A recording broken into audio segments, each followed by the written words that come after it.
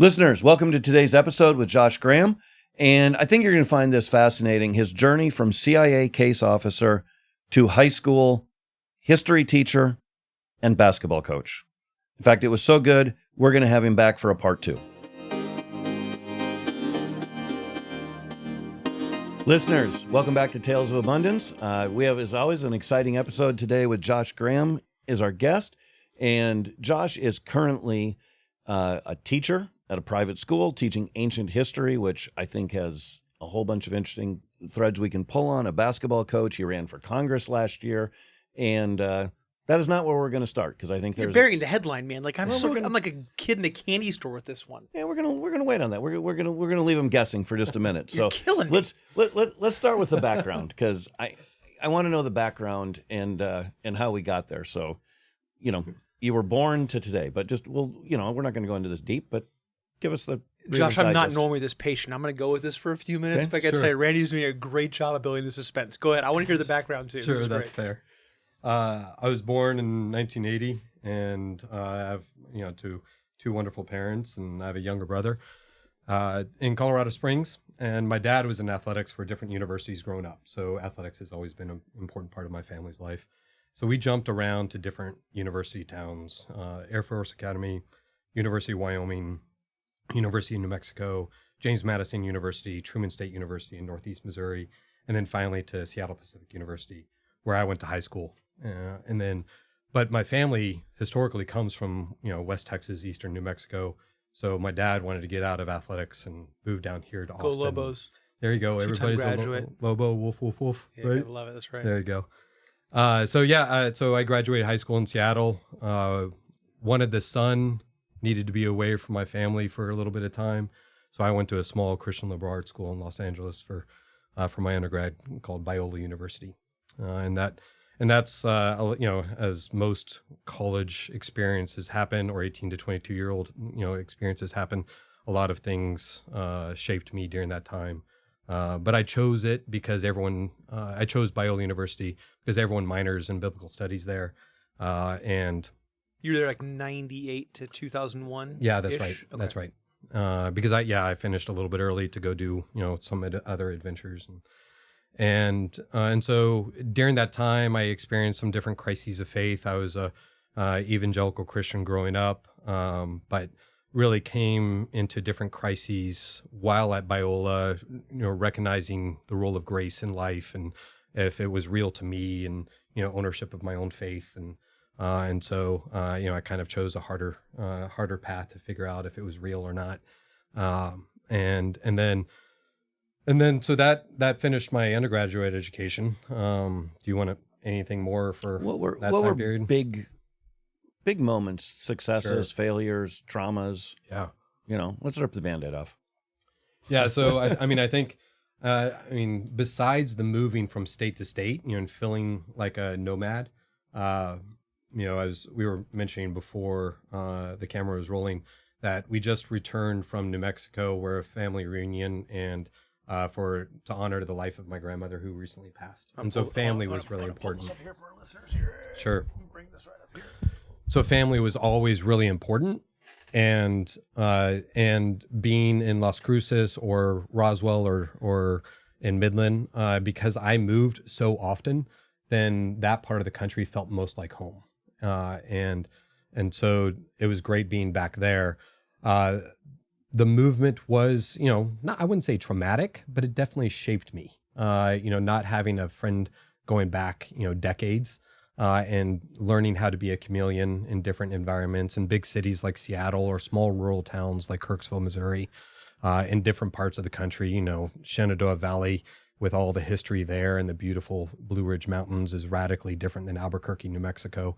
Both in terms of culture as well as, just vegetation and everything else. But besides that, I think the largest, most significant thing that shaped my life early on, besides my faith and just more in a practical way, is a succession of multiple knee injuries. And so my patella would keep dislocating, and I lost many different basketball seasons, and I had to keep fighting back through therapy because I loved basketball so much. And eventually, in high school, a doctor told me that if you keep going, you won't be able to walk at 30. And I had to sacrifice my dream of playing college ball. And my dad played at Mexico State, and that was a great dream of mine. And so it was just the sacrifice of one dream and trying to pursue something else that was real and that was worth it. But when you fight back from that many injuries from 7th grade through 12th grade, it shapes you, in terms of resilience and perseverance and fortitude, and like giving up seasons, and you're in the therapy room just to make it back onto the team. Great. So the thing John is so excited about, all right, so we won't make John wait too much longer here, is at some point you joined the CIA. I did. Okay. Did that happen? Were you recruited in college, or how did that come about? Sure. So I went to Biola to be a high school history teacher and a basketball coach. But I started traveling, and I went to Israel and Palestine in the summer of 2000, and that was right before the second Intifada. And Intifada means uprising in Arabic. So that's when the Palestinians, started throwing rocks again at the Israelis that year. And then after that, this is while you're in college. This is while I was in college. I did a summer tour there, and then I went into China in the spring of 2001, and that was right when they were joining the WTO, and they were kind of coming out of their own isolationist idea. And that was the first crisis of President George W. Bush's administration, when their fighter pilot hit our spy plane and it crash landed on Hainan Island. And I was on Hainan Island, visiting friends who were missionaries there, but the purpose of the trip was just to look at China's education system, and so college organized trip. That's right. Okay. Well, it was a Norwalk La Mirada School District organized trip in Southern California, but then we stayed an extra week long to visit some friends, and so we went to Beijing and Shanghai and Guilin and then Tianjin, looking at different schools, and then we stayed extra to go down to Hainan Island, and Hainan is kind of like their Hawaii. It's really beautiful. It's in the South China Sea, and that's exactly where the crash landed, and this great international incident occurred. And I still have the People's China Liberation Daily says the U.S. apologizes for injuring the pride of China, and said no, we actually didn't apologize, but that was the propaganda that showed up in their newspaper. And then coming back from that, I was like, I don't want to teach history. How can I teach history if I haven't learned history? I haven't learned the world yet. And so I changed my major to poli-sci, and I went to DC for an internship, 4 months after I got back from China. And first day on Capitol Hill was 9/11. And so it was, Tuesday, September 11th, 2001. Monday was classes. I showed up, and I was interning in a Capitol Hill office and focusing on human rights issues in the former Soviet Union. And, just cutting newspaper clippings. This is, before the iPhone and everything, and watching, the buildings get hit in New York City. And I was like, oh, that's here. That's us. And knowing that, the Pentagon hadn't been hit yet, but there was potentially a fourth and possibly coming to the Capitol building, and they evacuated everyone else first before they let the interns go, all the important people. And so finally they let me go about, I think we were evacuated around 9:30, and I got there at 8:30. So I was only on the job for 1 hour before, this, one of the most formative international events of, in history occurred. That's intense. It was. And if you've seen the movie Armageddon with Bruce Willis, and everyone, the meteors are showering down, and, people are running on their cell phones, screaming and crying. That's kind of what it felt like on that day, because, there weren't meteors shining or more missiles or anything like that, but no one knew anything, and it felt chaotic, and people were emerging from parking garages and, screaming and crying, and mothers trying to get a hold of daycares. And I couldn't get a hold of my parents, in Georgetown, Texas, and they just knew that I had just shown up in DC, and chaos ensued. And on top of that, my aunt lives in Manhattan. So, two different family members were in, the epicenters of this great crisis. So it was about a 15-minute walk back to my apartment building with all the other college students at the time. But it took me an hour and a half because we had to get routed completely to a different part and just a long walk home. And then about a month later, they found anthrax in my building. So it was a very eventful fall. The global war on terror begins. Anthrax was found, which we thought was a second wave, essentially. And then that concluded it. But that definitely put me on the track to join the CIA because of my knee injuries. And, probably, my family was concerned about me joining the military after this great event. So I was like, okay, well, I don't have the knees to go into the Army or the Marines or whatever, and that's what I really wanted to do. I'll just go in my own way. I'll figure it out. And I had a lot of mentors who were involved in different government agencies, for from 2001 to, for 5 years or so. And they just say, hey, you should consider the intelligence world. We're doing a lot of important things, a lot of good things, and I think you'd be great at it. So eventually, I don't know exactly how much I was recruited versus how much I applied, but eventually I found my way there. It's not like you apply to like a job with somebody else. You walk up to the CIA and knock on the door and ask for an application, and they're like, "Yeah, you want fries with that?" Or well, actually, if you go to CIA.gov right now, you can see submit your application, and so it's a completely open and transparent application process. Never would have thought that. I don't know, right? And then, but yeah, your application goes into a certain portal, and then I'm sure as any job or application, if people know that you've applied and they're part of that world, they'll put in a good word. So I suspect that happened, but I don't have any verification of it happening.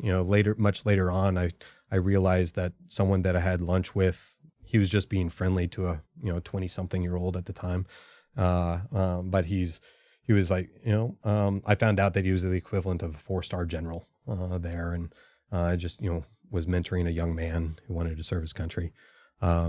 So I'm like sure that the happened. equivalent of a 4-star general working for the CIA, Correct? Who happened to mention like intelligence might be a good career for you, and Right. your application.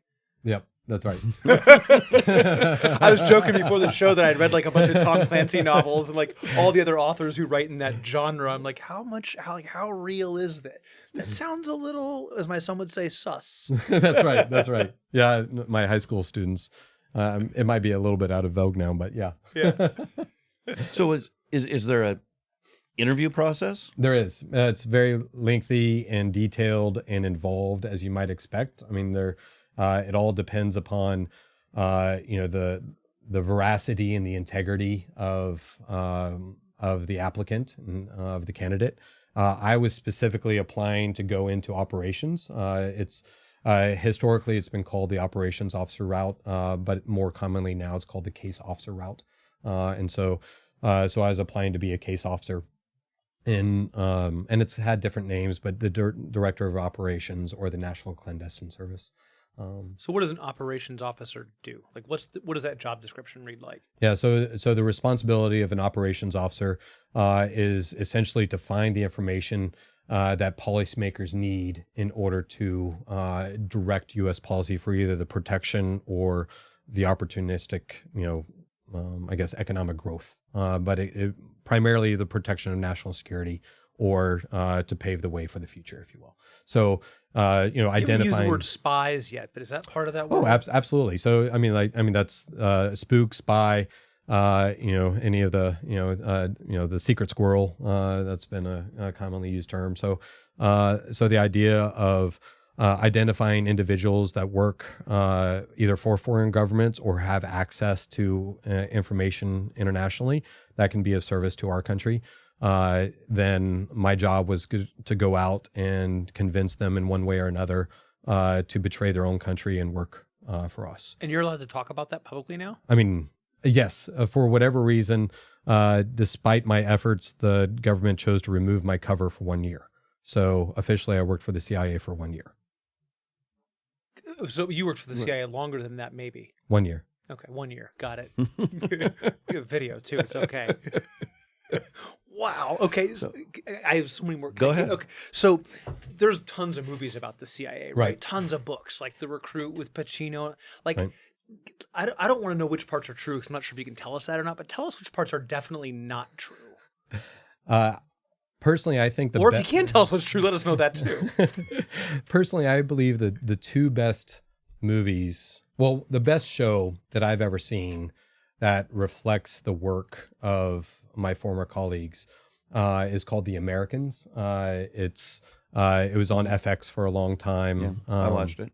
Yeah, and I think, I mean, their advisor on that show was a former case officer, and the tradecraft and the lifestyle of living undercover is incredibly accurate for the work that I experienced. It's a movie or a show? It's a show. I think it was about 4 or 5 seasons. I'll go check it out. Okay. But it was probably 15 years ago that it concluded, but it is remarkable. I mean, it's a slow burn, and I would describe that as more accurate than Jason Bourne or Bond or whatever. I mean, it's a strategic game, and so you're many times looking for the long play in order to secure information or an operation securely and safely. Okay, you said that was the first one. What was the second one? I mean, there's another one called The American with George Clooney. Okay. That I thought was pretty good. It's more towards the end of his tenure, if you will. But again, it's a slow burn. But it gets really into the character development and operating, kind of in an international scene when you're a lone wolf. And I think that would describe it best. You are a lone wolf out there as opposed to working with a team. Hypothetically, does it ever get as intense or dramatic as they make some of those shows look like? Like, does it ever get sometimes? Yeah. I mean, there are definitely moments where I knew who I was operating against, but I was quite sure that there were others out there that I was unaware of, and because of the characteristics of the mission, I had to take a even a higher level of protocol of safety for my own self, for people back home, or just for the sanctity of the work itself. Because some things are obvious, but what can kill you is what you don't know, or what you don't know that you don't know. And did you have to operate overseas too then? Yeah, the CIA doesn't operate domestically. Yeah. So. And you were where? Arabic was my primary language of use, so that was where I was primarily working. But I did work globally. Okay. In these shows that John's referencing, movies, etc., inevitably there is, especially it seems like the case managers or whatever, they have a relationship, whether it's the Russian spy or the Middle Eastern spy. Is that a real thing? Absolutely. Yeah. Yes. Yeah.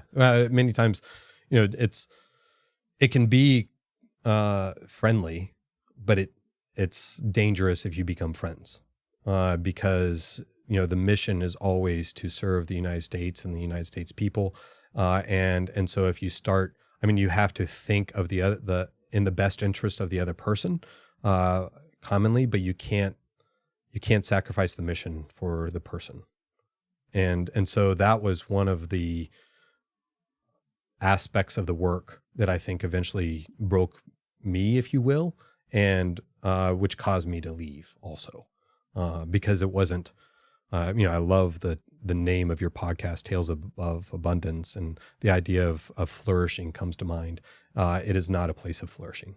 I mean, there are some remarkable patriots that I know that are still there, and others that I don't know, but I know that there are remarkable patriots and human beings that work there.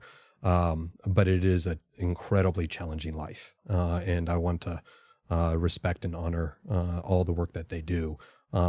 Those that genuinely serve the United States and the people that. You were single at this time? I was single. Yeah, I can't imagine doing that with a family. Correct. And when I first got married, my wife would not infrequently ask me, "Do you wish you still were a part of the CIA?"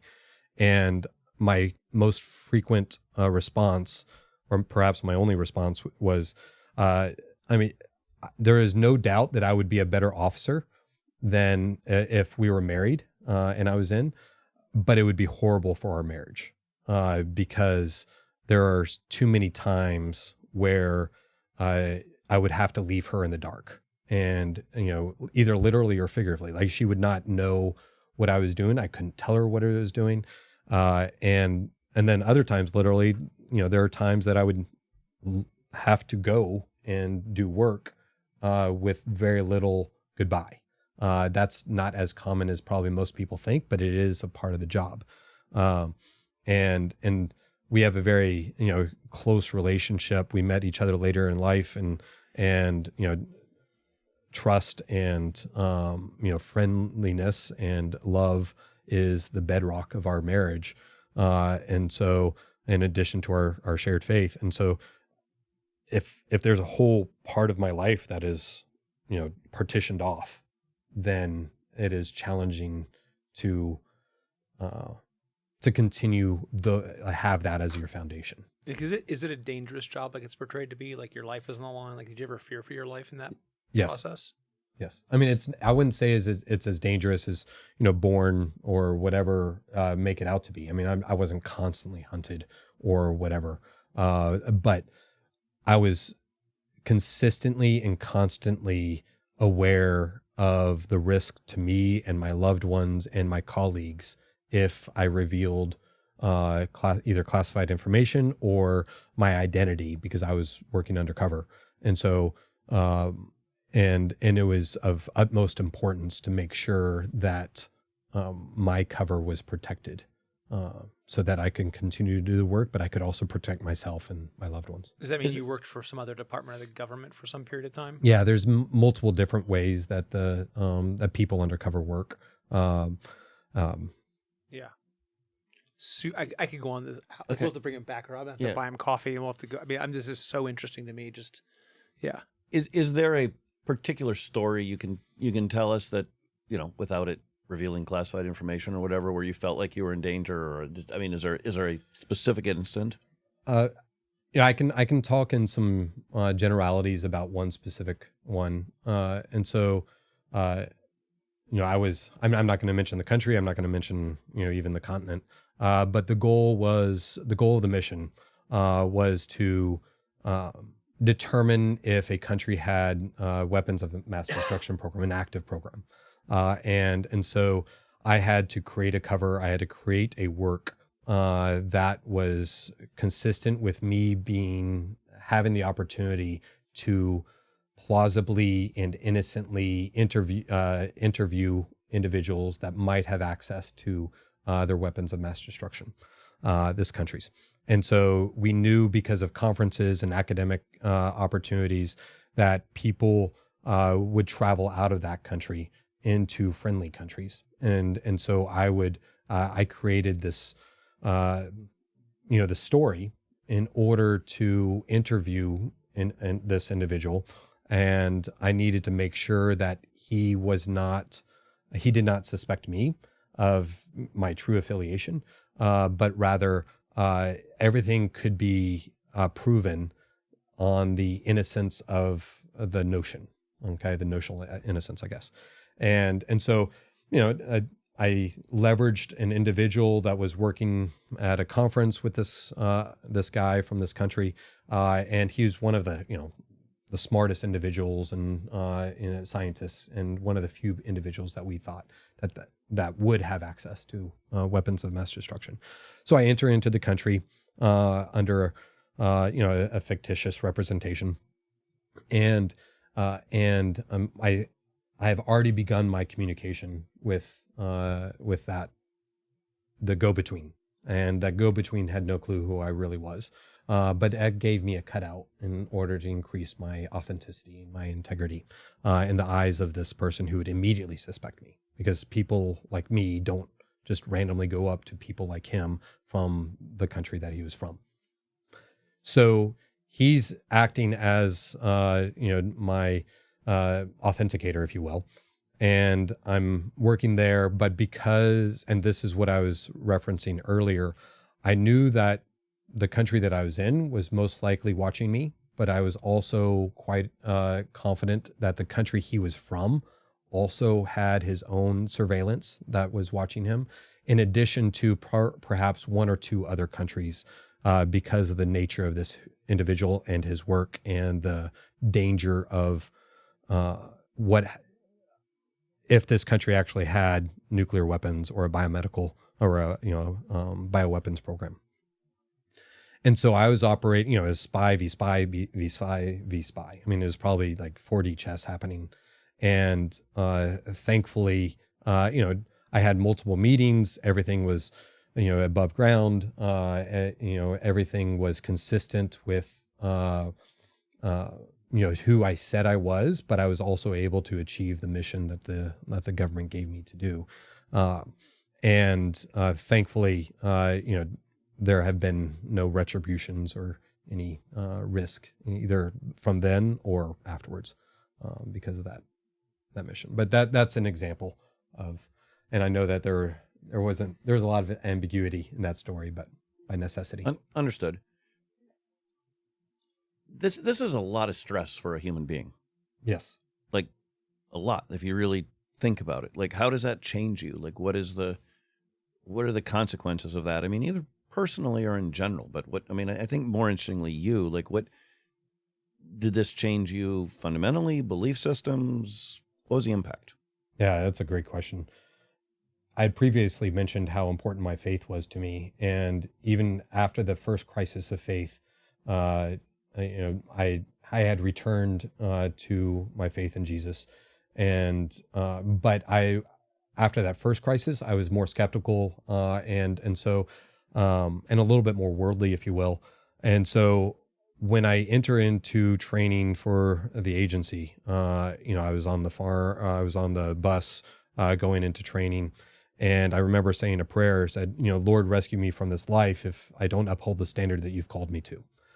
And because I was undercover for such a significant amount of time and doing many different types of work under multiple different types of cover, then I eventually forgot who I was, my identity. I forgot, the importance of Christ to me. I had not attended church for a very long period of time. I essentially became a practicing agnostic, even though I had a lot of mental knowledge and faith, but there was no practical application of that. And so coming out of one extended period of time, I would start attending church on Sundays, but then the rest of the week I was, for lack of a better, way of saying it, I was more at home in a strip club than I was in church, because it first became, essential part of different missions, different people that I was trying to entice to work for the United States government really wanted to go to different strip clubs or wanted to go to different places. And my goal was to put them in a place and that they'd feel comfortable and eventually give me the information that I needed. So it was for the sake of the mission.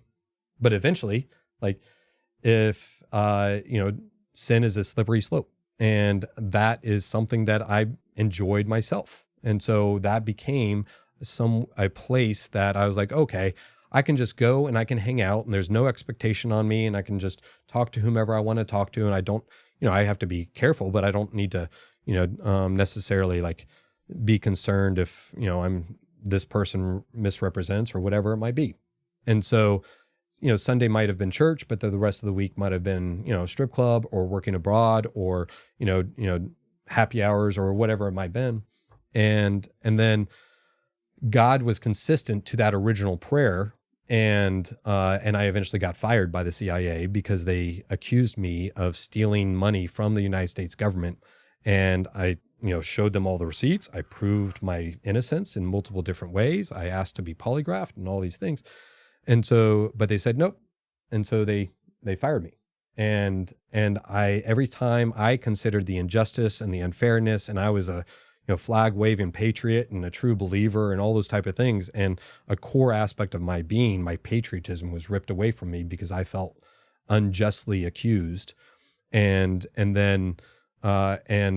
But every single time I pondered that reality of that injustice or my separation from arguably the coolest job that you could potentially ever imagine, I just kept remembering, it was like, God saying to me, I'm being faithful to that prayer. I'm being faithful to that prayer.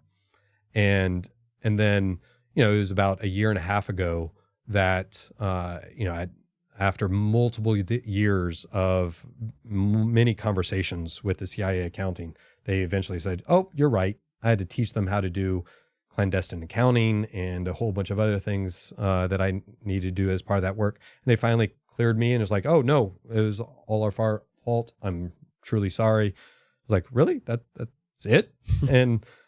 But at that point, when I finally got cleared of all those false charges of, stealing $20,000 from the government, my I had a beautiful wife. I had 3 children, and it was such a radical change from the desperate, lonely lifestyle of clandestine operations in faraway lands, of speaking, different languages or not speaking the local language or whatever it might have been.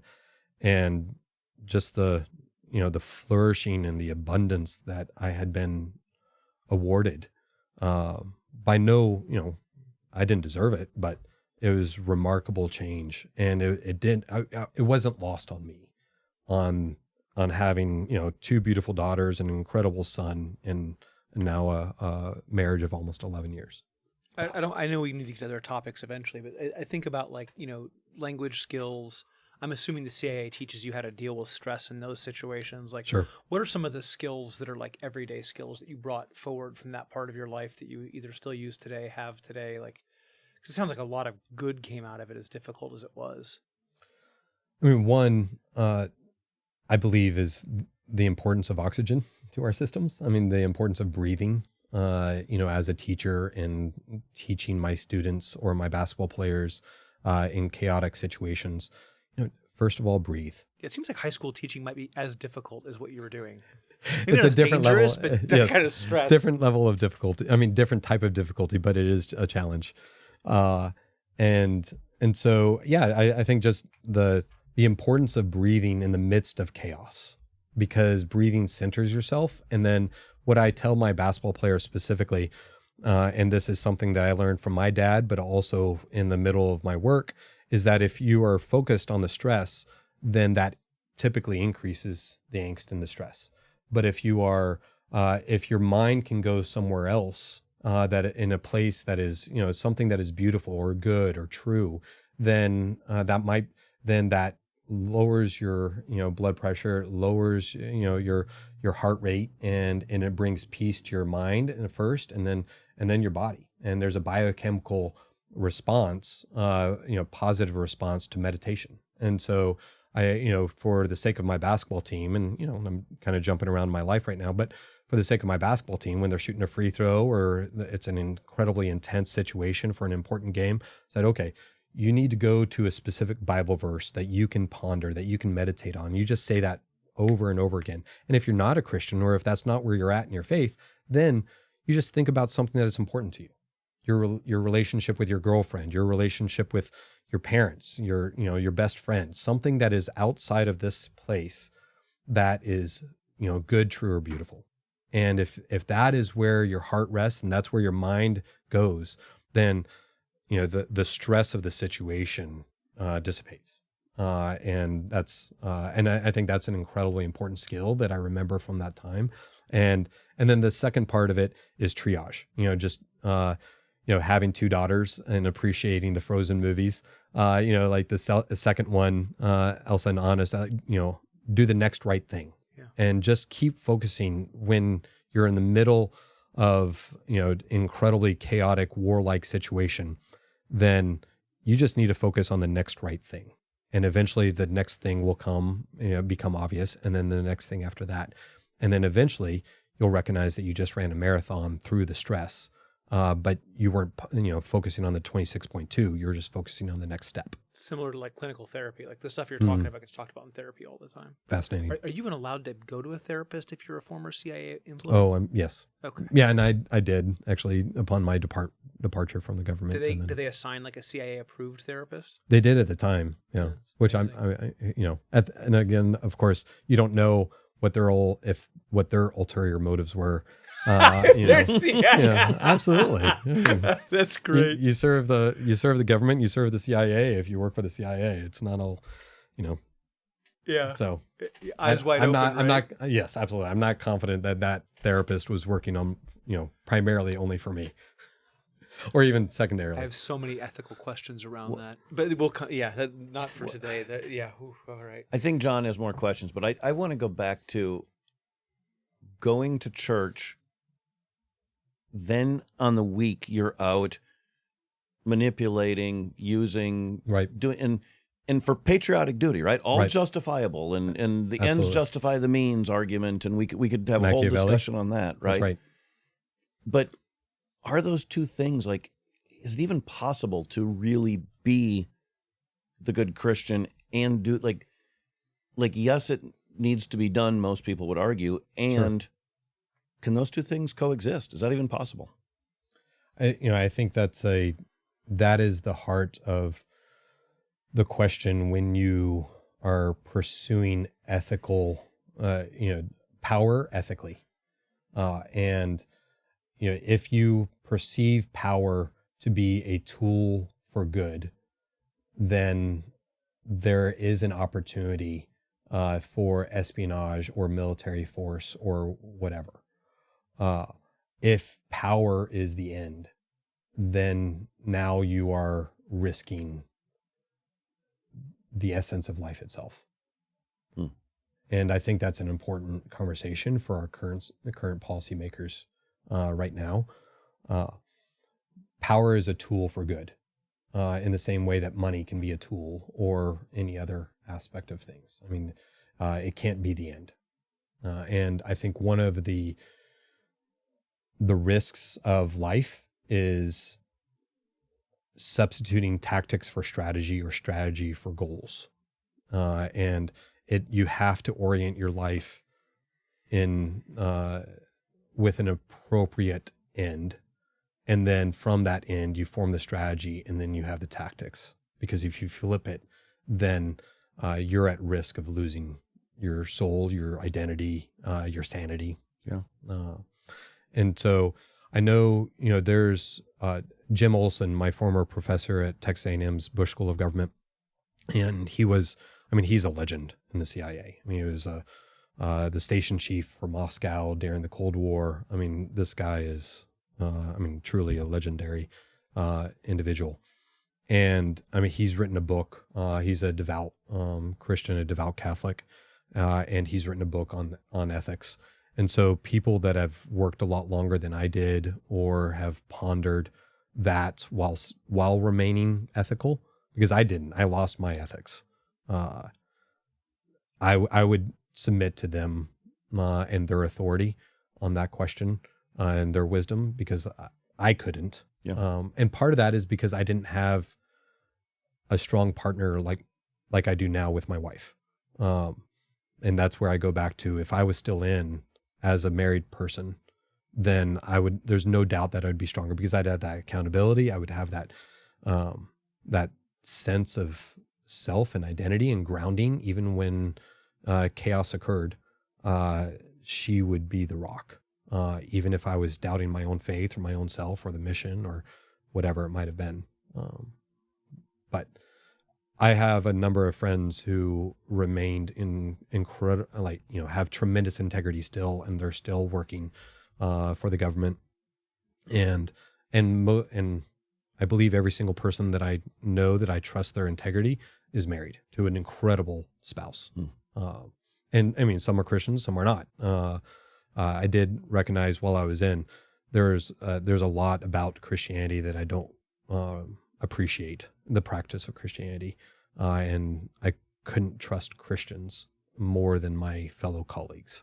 I knew my colleagues had my back. I'm not always convinced that my fellow believers in Christ have my back. Wow, that's deep. So many powerful things you just said. I'm going to go back and listen to that. I mean, about strategy, tactics, and that's amazing.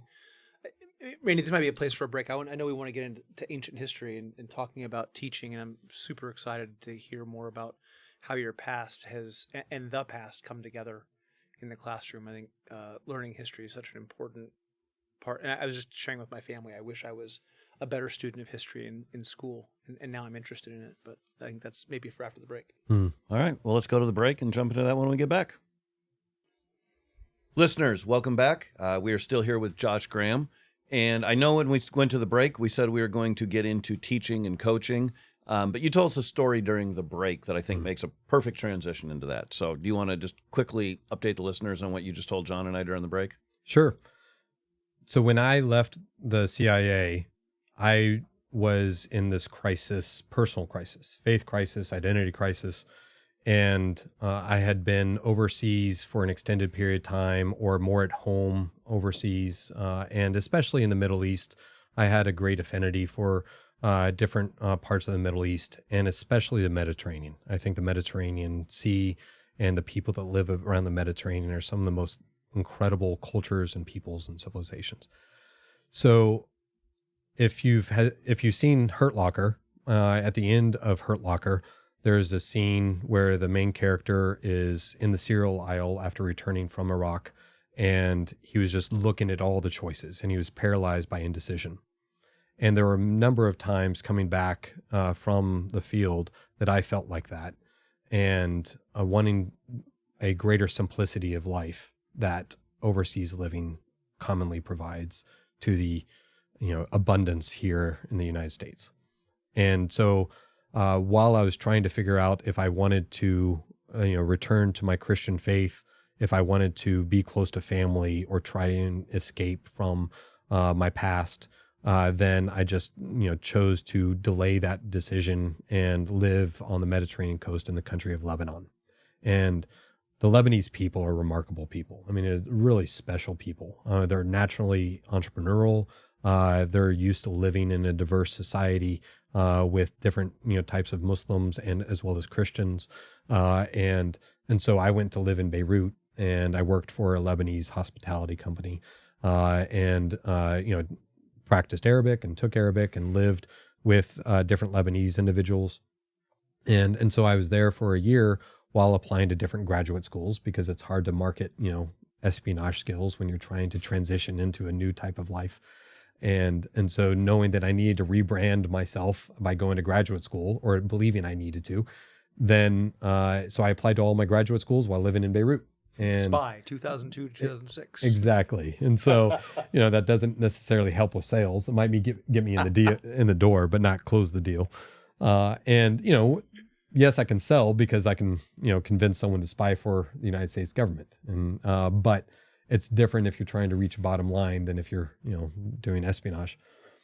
So I went and lived in Beirut for a year. And during that year, I finally realized that that my faith is important to me. My family is important to me. The importance of community is vital to my flourishing.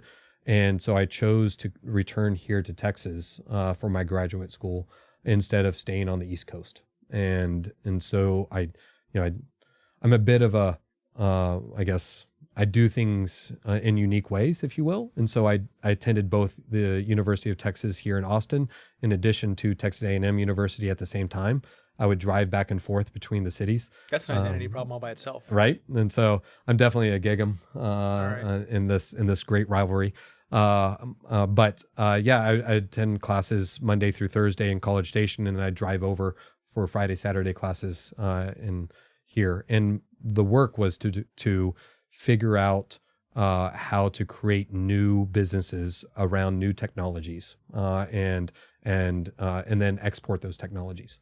And either with small and medium-sized companies or licensing them to a big company like Dell or Texas Instruments or whatever. And so both programs were remarkable.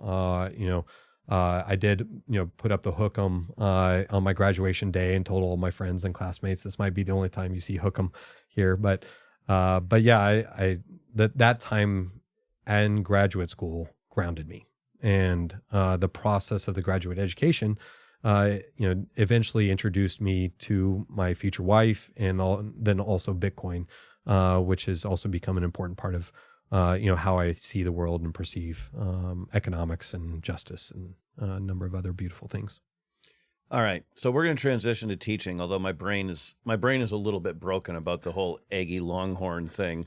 John, as giddy as John is about the CIA part, my brain is broken over that. But so the transition to teaching. And initially I was like, well, that's an interesting transition from the CIA to teaching and coaching, but it makes more sense now. That was what you started out. Right. So what ancient history? Sure. This is fascinating. I think there's a lot that can be done there. So you're teaching ancient history from what time frames is that? I mean, like how ancient? Sure. So the school that I teach at is called Veritas Academy, and it's a unique place. It's a classical Christian, university model school, and unlike many other classical Christian schools, we partner with families to educate our children. So on Tuesdays and Thursdays, the day that I don't teach, I teach my children at home through their elementary curriculum, and so it's a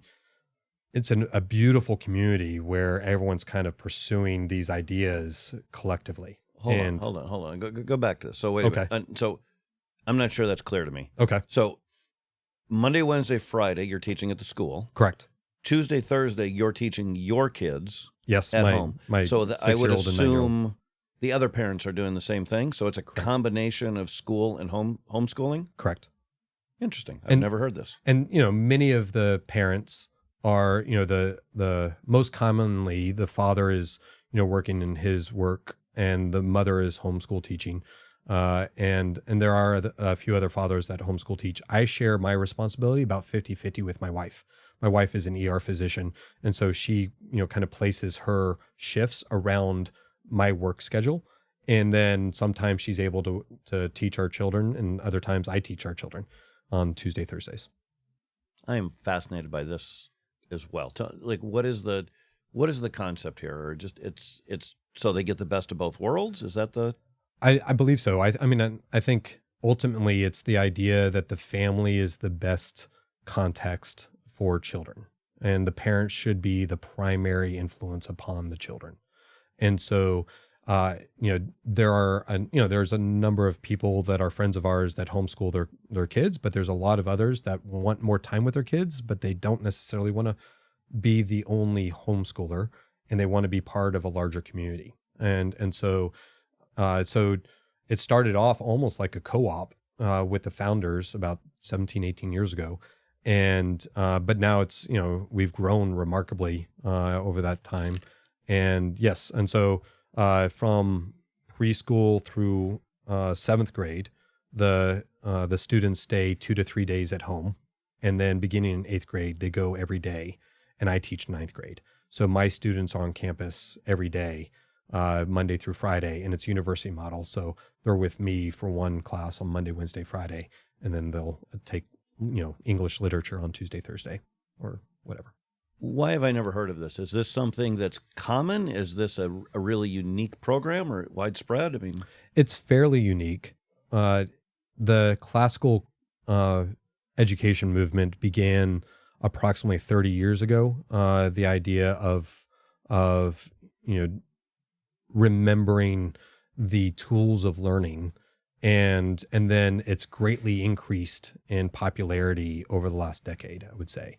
And an explosive growth really in the last 5 years. And then, so the classical education opponent is interesting and important, but then the partnership with parents is also incredibly important. And so, but I mean, it was providential that I even found that. I mean, I was, doing, foreign market entry, coming out of graduate school and technology, consulting. And then God just reminded me that I loved working with teenagers and I loved coaching basketball. And so I coached basketball for 1 year while still consulting. And then I moved completely into teaching because it was such a remarkable experience for that 1 year transition. Can we dive into the actual the ancient history part? Yeah, Is such a cool topic. I think, in high school, in college, I had no appreciation for history and what the importance of history was. But now I find myself trying to consume as much about history, and partly because I'm just really interested in history, and partly because I want to know what it means for us today. And people have said those who don't understand history are doomed to repeat it. And there's all these great books about the fourth turning and all the different cycles that happen. So assuming you know a ton about the very specific rise and fall of empires throughout ancient history, Sure. what do you see as parallels with today's world? Like, are there, whether they're concerning or stark or exciting? Really looking for whatever. I don't want to color the perspective. What's your perspective on, ancient history versus what you see happening today? So yes, I begin ancient Mesopotamia, and this is after a week of looking at the Garden of Eden and the idea of. So remind us how far back that Mesopotamia is. And so we really have the agricultural revolution beginning approximately 8,000 BC, Yep. and so which is coincidentally around the same time that many believe that the Garden of Eden existed, and so which is fascinating to ponder if Adam and Eve introduced agriculture to Mesopotamia, and so. But then you have the rise and fall of the Sumerian city states, Ur and Uruk, and then there's others like Eridu, and so these are all small city states that can be anywhere. Basically, 5,000 people was the threshold to become a city, and each of them had their own kings, and they were all priests to be the go-between with the gods and man. And then we transition into ancient Egypt, which is a fascinating story of the beginnings of bureaucracy and the military-industrial complex, and then the waxing and waning of empires and the time periods of chaos that are known as the intermediate periods between different dynastic periods. And then we go into the ancient Hebrews and the idea of morality introduced to law and being accountable to law. And then following the ancient Israelites or the ancient Hebrews, we jump into the ancient Greeks and the importance of the city-state and freedom and the role of freedom, and then eventually the philosophy replacing mythology. And then following the ancient Greeks and Alexander the Great, we look at ancient Rome. And, there are so many similarities to the Roman Empire to us now. And then finally, after the fall of Rome, you have the splitting of Rome, with the Eastern Roman Empire being focused in Constantinople and the Western Roman Empire remaining in Rome. The Western Roman Empire ends. The Eastern Roman Empire Now we're into kind of AD. 476. Yeah. Yep. And so, but the Eastern Roman Empire continues for another 1,000 years. And I don't think that's commonly appreciated, that they considered themselves Romans. It was historians about 400 years ago that created the term Byzantine Empire. But they truly practiced Roman culture, and, they had converted to, Christianity, with the idea of Constantine, but that's when you have the rise of the Roman Catholic Church and the medieval ages of Western Europe. And so I cover up until 1300. So I cover, depends on when you think that, history began, then I cover approximately 5,000 years, plus or minus. But, history is recorded time. Yeah. And so there's a long time before history. And I think that's an important designator. If history is recorded time, then it characterizes a field of study versus, something more relied upon mythology or story or narrative or archaeology. Yeah. So we have prehistoric times. That's right. Yeah. That makes sense. And so, what about, you say you see the parallels from the Roman Empire until now. What are some of the most encouraging and some of the most discouraging, parallels you see? Sure. So, there's a long debate in our current political system. Are we an empire or a republic? I mean, some people say we're a democracy, but we're not. And so are we an empire or a republic? And, I would make the strong argument for the last 50 plus years, maybe even longer, 70 years, that we are an empire. And so Post World War II. Just explain that. Right. Explain that more. Why would you say that? Sure. So, following World War II, we have, the rest of the world has been decimated. And it's the United States government that rebuilds the world. And through the tools of the US dollar, the rest of the world is able to come alive again by focusing on what they all can become expertise at. German engineering and Chinese. Eventually, they become the factory of the world, etc.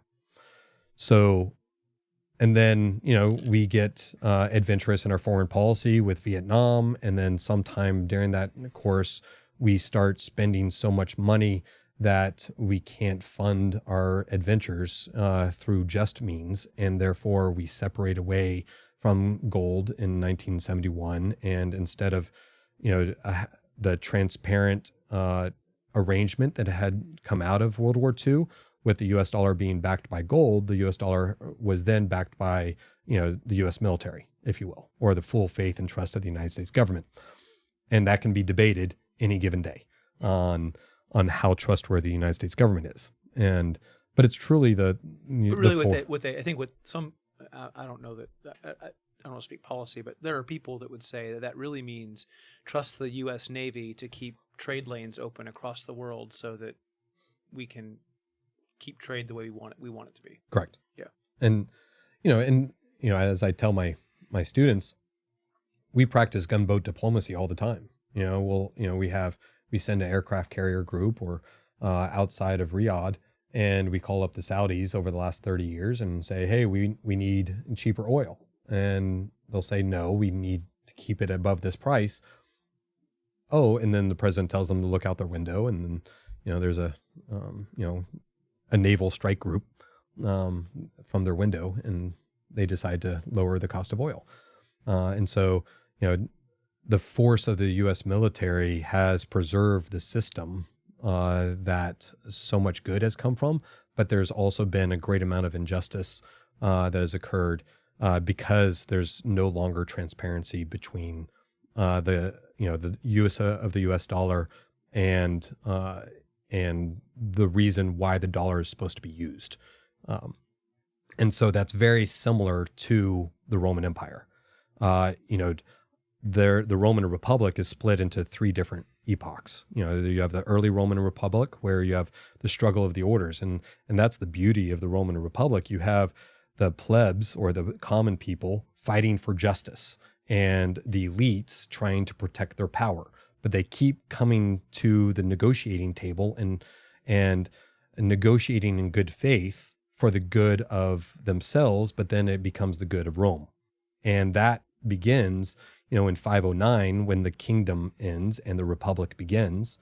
And then the struggle of the orders continues for centuries. And eventually the pleb is able to marry, a patrician, which is the elite,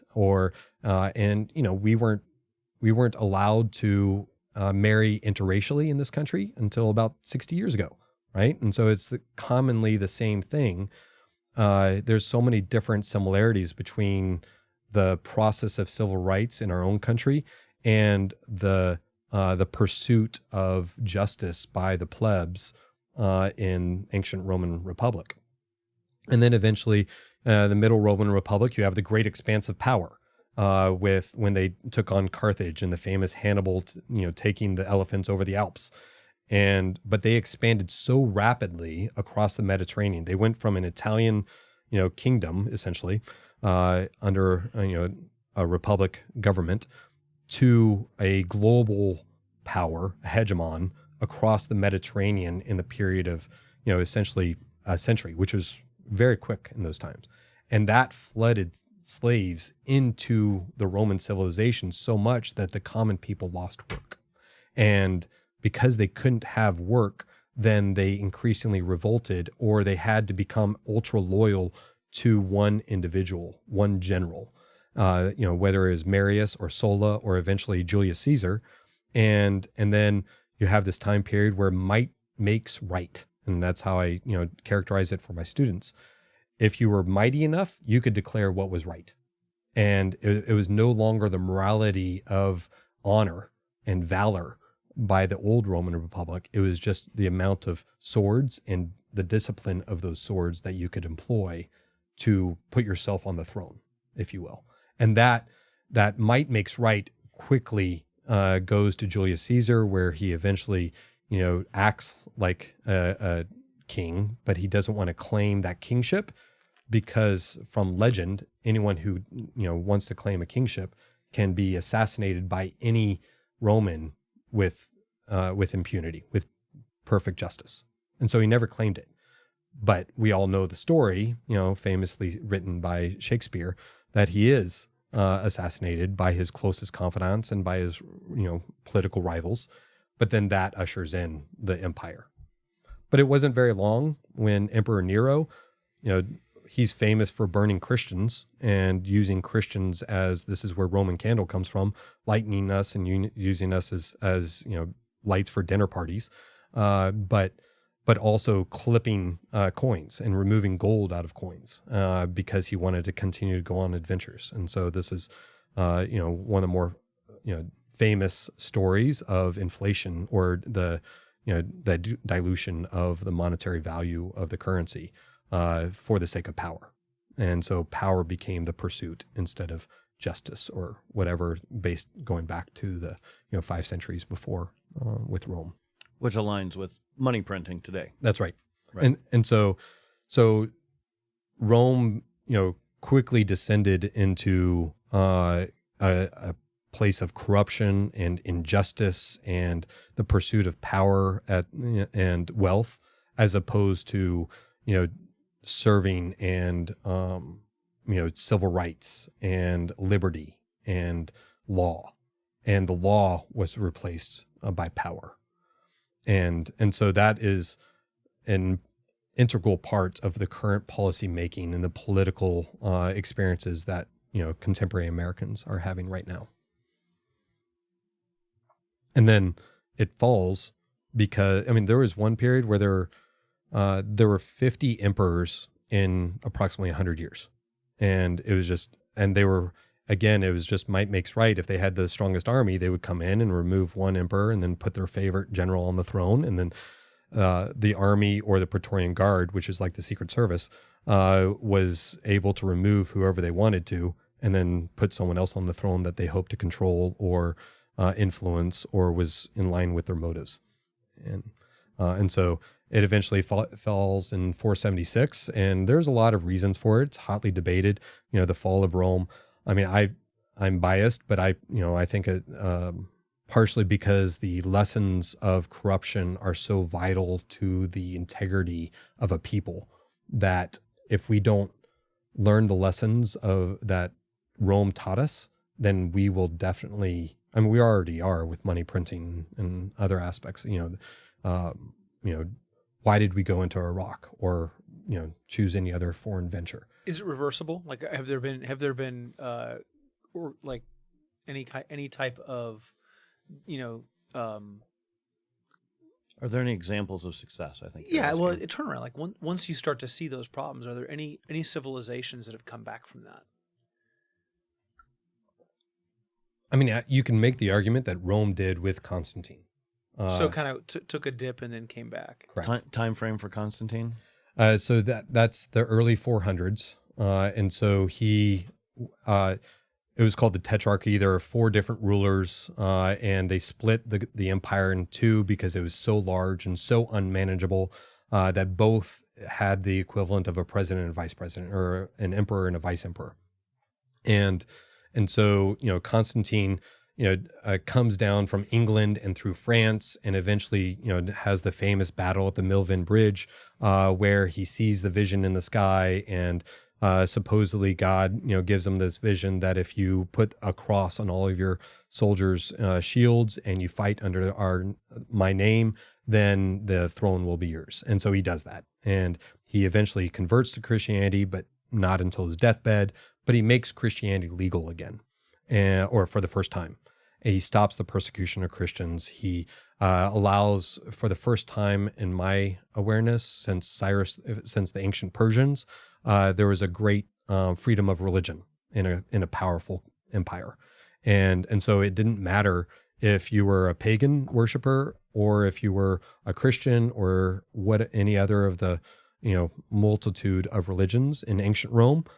But he, with the Edict of Milan in 413, AD 413, and Edict of Toleration a year or two before that, you have Christianity is now legal, And so you introduce the idea of morality and virtue into this power system, and eventually, because the emperor, claimed Christianity, then it became popular to be a Christian, and it became popular to at least appreciate the gospel. And regardless of the reality of the truth in those people's lives, if they practiced good, then good would come out regardless of the reason.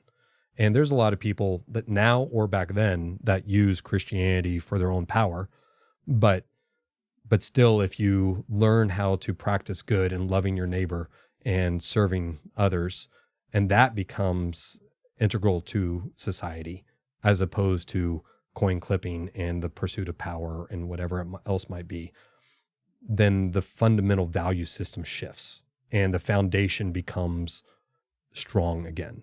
But he recognized that Rome was too corrupt, and so he needed to move the capital from Rome, about 1,000 miles east, approximately, I don't know, to what was Byzantine or Byzantium. And that was a small village in a beautiful location, and just poured tons of money into it, making it one of the most beautiful cities in the world. And it became the center of power. And that's why it lasts for another 1,000 years. But the corruption within Rome didn't end. They couldn't rip it out. And eventually, because they betrayed all the immigrants that had come in, you have all these German immigrants. They said, we'll promise you citizenship if you join the army. And we'll promise you, wealth and prosperity and civil liberties if you become Roman. Well, they just betrayed them. And so if you betray a whole bunch of, trained mercenaries, then eventually the mercenaries revolt.